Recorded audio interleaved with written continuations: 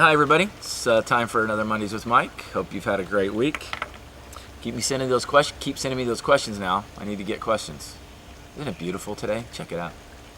Man, amazing. All right, here we go. I'm a leader, a female leader in my field, and have started to unintentionally make waves.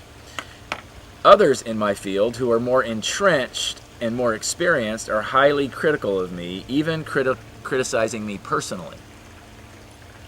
They are very well connected. In many cases, they are powerful players in the industry, and I am sometimes intimidated by them. How do I grow and play the game well? I'm a female leader in my industry and have started to unintentionally make waves. Others in my field who are entrenched and more experienced are highly critical of me, even criticizing me personally.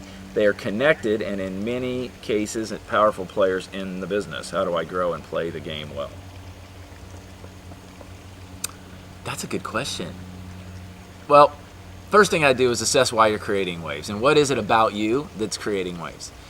If you're simply a dynamic, powerful person who is starting to demonstrate your competence in the field, and you have other people who are already entrenched in high and powerful places who are being critical of you, there's a very good case to be made that they just could be a little petty and jealous. You ever met a person like that? Just a little petty and jealous. And because they're in powerful places, you could make the mistake of believing that somehow they're a threat to you. So the first thing I would suggest is this.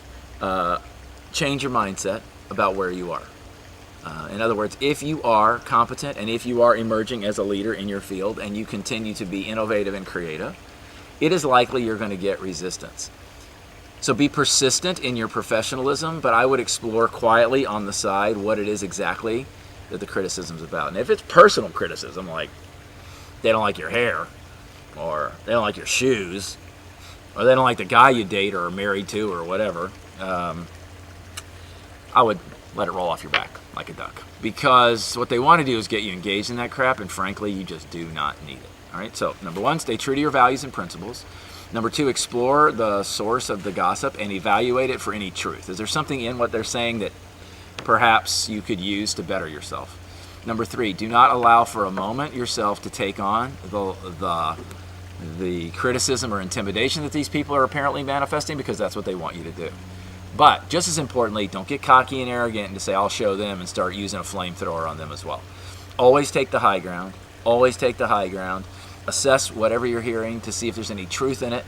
Filter the garbage out from what's good, and stay the course. Do not be afraid of people who are highly entrenched. Every organization, from the federal government to the mom and pop hamburgers place in the corner, runs into these problems. You need to be humble, you need to be focused, remain professional, do the things necessary to create the outcome for you while always being open to feedback. Don't you hate petty people? Thanks. I'll see you next week. Take care.